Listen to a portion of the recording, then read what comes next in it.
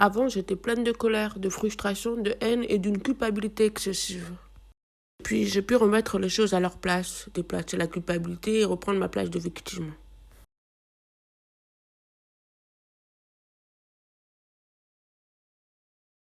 Je m'appelle Sarah, j'ai 31 ans, j'habite à Toulouse et mon métier est celui de monitrice éducatrice. Je suis née sourde, mais ma famille l'a détecté à l'âge de 2 ans seulement. Je suis la seule dans la famille à signer. J'oralise, mais l'école m'a appris à signer. J'ai donc la double culture, celle des sourds et des entendeurs. J'ai le sentiment de m'être ancrée dans les deux. J'ai été victime d'inceste. Enfin, je préfère dire survivante. Je ne sais pas exactement quand ça a commencé, mais je me rappelle au moins de mes 6 ans à mes 13 ans par un membre de ma famille. Au début, je disais rien parce que je pensais que c'était normal. En plus, dans ma famille, tout ce qui tournait autour du sexe était tabou. Je suis sûre que cette personne en a profité que je sois sourde parce que mes cousins et mes cousines n'ont rien eu. J'étais très réservée, discrète quand il y avait du monde. Je me cachais et je n'osais pas prendre la parole. Quand j'ai porté plainte, j'ai raconté à plusieurs membres de ma famille de ce que j'avais vécu et de ce qui m'avait fait subir. Ma famille a paniqué et m'a dit si t'en parles, ça va tuer ton grand-père et ta grand-mère. Je culpabilisais tellement, j'en avais tellement peur. Quelques temps plus tard, j'ai vu mon grand-père qui m'a dit qu'il était au courant de l'inceste, mais que ce n'était pas grave, que certes c'était fait par quelqu'un du même sang. Ça c'était gênant, mais que là, il s'en foutait. Du coup, il m'a demandé de garder ça en secret pour l'honneur de la famille et effectivement, je l'ai fait. Je me rappelle encore, j'avais dit à la police que j'avais menti et je me suis fait engueuler. Je me sentais coupable et quand je suis sortie, je pleurais. J'avais tellement de culpabilité en moi que je voulais me suicider. Je pensais que c'était de ma faute. Le problème de l'inceste, ce n'est pas le moment des feuilles qui pose problème, mais les conséquences.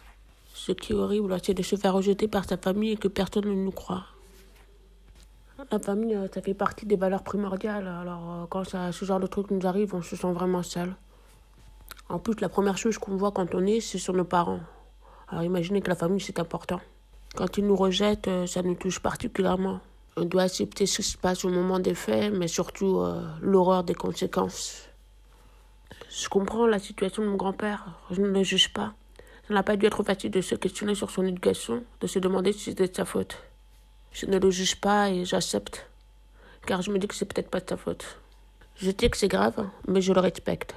Je préférais prendre de la distance, essayer de comprendre pour clarifier les choses et accepter ce qui s'est passé. Je suis partie dans le sud pour prendre mon indépendance. J'avais besoin de me reconstruire seule, de prendre du recul sur la situation. J'avais besoin de m'éloigner, comme une sorte de deuil, de prendre du temps et de ne pas avoir de contact avec eux. Avant, il y avait beaucoup de violence, je voyais tout en noir. Ensuite, quand j'ai pris mon indépendance, j'ai pu découvrir la beauté de l'amour, ce que c'était d'avoir un esprit sain, l'amour et l'amitié.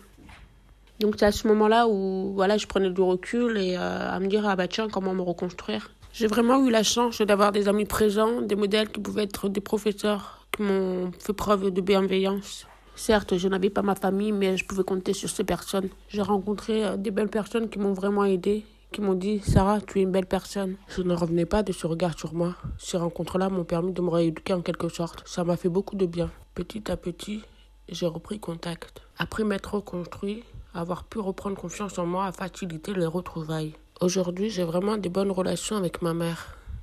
Du coup, ma santé mentale a commencé à mieux se stabiliser.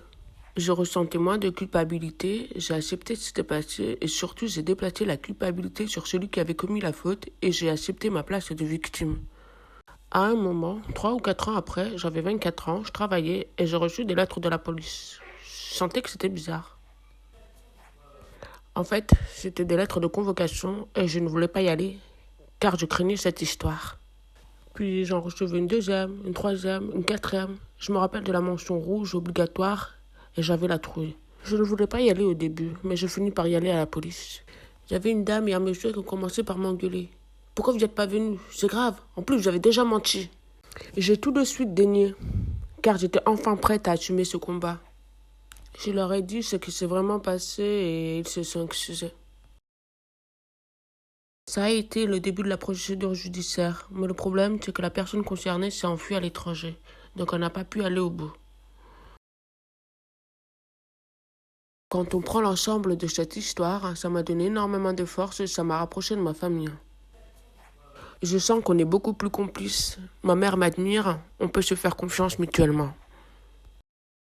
Le pardon a changé notre relation en mieux. Même si la situation était un peu dure, ça a vraiment renforcé notre famille. Souvent, les gens croient que le pardon efface tout. Alors que non, le pardon est surtout pour moi. Avant, je me détestais, j'étais divisée en deux, dont une qui endossait toute la culpabilité en se scarifiant. Je me détestais énormément. Et le pardon m'a redonné ma place de victime, de dire à la petite Sarah, pardon, ce n'était pas de ta faute. Avant, j'étais pleine de colère, de frustration, de haine et d'une culpabilité excessive.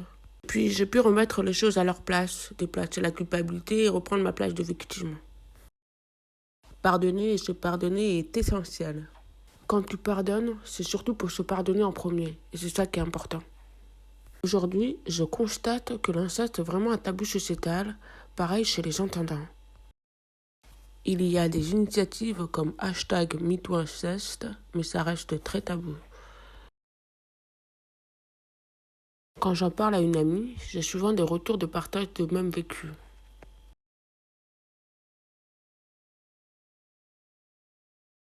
Si je n'en parlais pas, je ne sais pas si la parole se libérerait aussi facilement. Si je suis à l'aise d'en parler, c'est parce que je sais qu'il y a des victimes qui n'osent pas parler car elles se sentent coupables. La prise de parole sur ce thème permet d'établir un lien de confiance et de libérer la parole sur les récits d'inceste. Je ressens le besoin d'en parler aujourd'hui car je sais qu'il y a beaucoup de victimes et de survivants.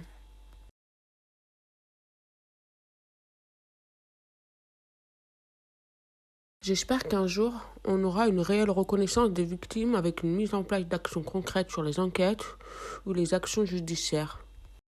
Si vous avez été victime d'inceste et que la famille ne vous comprend pas ou qu'elle ne vous protège pas, le mieux c'est d'essayer de fuir pour prendre de la distance et de se protéger en premier. On ne peut pas les changer, donc il faut d'abord prendre de la distance et de demander de l'aide.